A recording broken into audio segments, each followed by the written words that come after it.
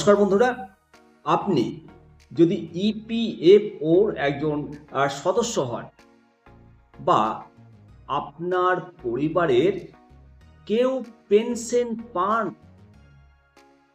তাহলে আজকের এই ভিডিওটা আপনার জন্য সব থেকে গুরুত্বপূর্ণ হতে চলেছে। 1000 টাকার সামান্য পেনশনে কি আজকের দিনে চলা সম্ভব? প্রশ্নটা খোদ সংসদীয় কমিটির। হ্যাঁ, পেনশন কি সত্যই 1000 টাকা থেকে বেড়ে 7,500 টাকা হতে চলেছে? আর এটিএম থেকে টাকা তোলা নিয়ে কি নতুন নিয়ম আসছে? সব কিছু জানতে অবশ্যই শেষ পর্যন্ত দেখুন, কারণ শেষে থাকছে আপনার জমানো টাকার সুদের হার নিয়ে বড় আপডেট। বন্ধুরা, পেনশন বৃদ্ধির দাবি বর্তমানে বাজার যে দর, তার যে গ্রাফ এবং প্রবীণ নাগরিকদের যে ছবি চিত্র ফুটে উঠেছে, ইপিএস 95 স্কিমের আওতায় ন্যূনতম পেনশন 1000 টাকা পাওয়া যায়। কিন্তু আজকের দিনে দাঁড়িয়ে এই যে আকাশ ছোঁয়া মুদ্রাস্ফীতির বাজারে এই 1000 টাকা কার্যত সমুদ্রের মধ্যে এক বিন্দু জলের মতো।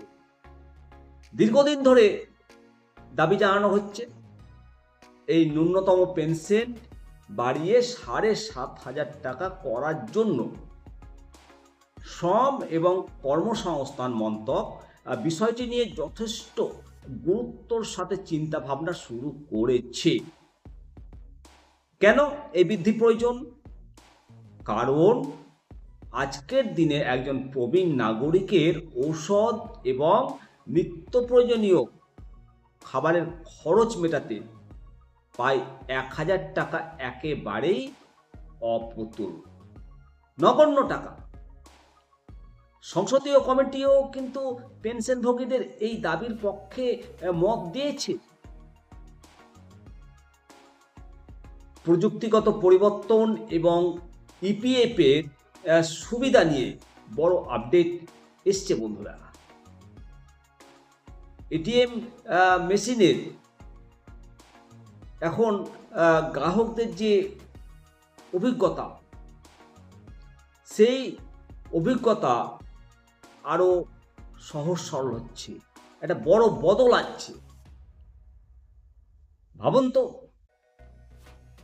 ইপিএফের টাকা সরাসরি আপনি এটিএমের মাধ্যমে তুলতে পারবেন। হ্যাঁ, এটিএমের মাধ্যমে তোলা যাচ্ছে, এমনটাই তোড়জোড় শুরু করেছে সংস্থা এটিএমের মেশিনি সিস্টেমে বদল আনার। এর ফলে টাকা তোলার জন্য ব্যাংকে গিয়ে লাইনে দাঁড়াতে হবে না, ঝামেলা ঝক্কি আর পোয়াতে হবে না। যাদের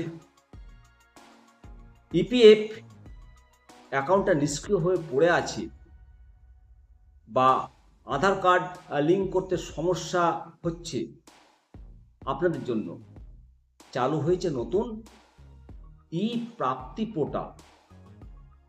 এর ফলে আপনি ঘরে বসেই আপনার পুরাতন অ্যাকাউন্ট আপনি সচল করতে পারবেন।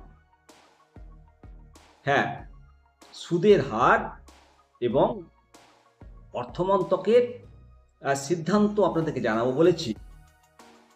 সবথেকে যেটা বড় প্রশ্ন সবার মনে ঘুরপাক খায় যে আপনার জমানো টাকার সুদের হার কত সুদ মিলবে। এই 2026 অর্থবর্ষের জন্য 8.25% সুদ ঘোষণা করা হয়েছে। তবে এর জন্য প্রয়োজন কেন্দ্রীয় অর্থমন্ত্রকের চূড়ান্ত গ্রিন সিগন্যাল। অনুমোদনের প্রক্রিয়াটা এখন শেষ পর্যায়ে রয়েছে।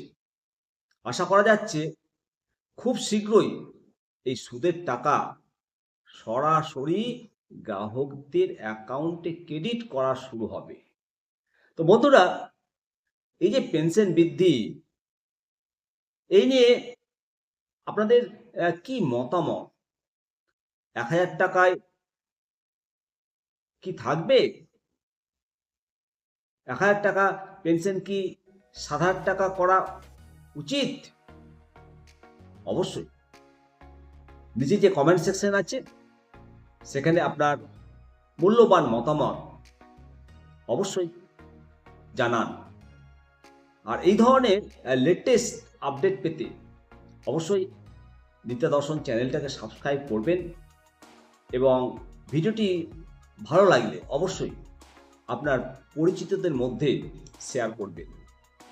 আজকে এই পর্যন্ত বন্ধুরা, অবশ্যই আপনাদের মতামত জানাবেন।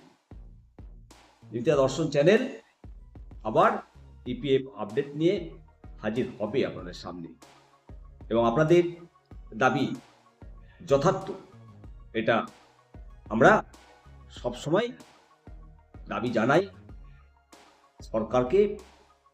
প্রবীণ নাগরিকদের সঙ্গে আমাদের কথা হয়, তারা তাদের মনের কথা, তারা তাদের অন্তরের কথা প্রকাশ করে যে এই পেনশনটা অত্যন্ত বৃদ্ধি করা জরুরি জরুরি জরুরি। অবশ্যই আমরা আশা করব কেন্দ্র সরকার খুব শীঘ্রই এই ন্যূনতম পেনশন বৃদ্ধি করবে। ভালো থাকবেন।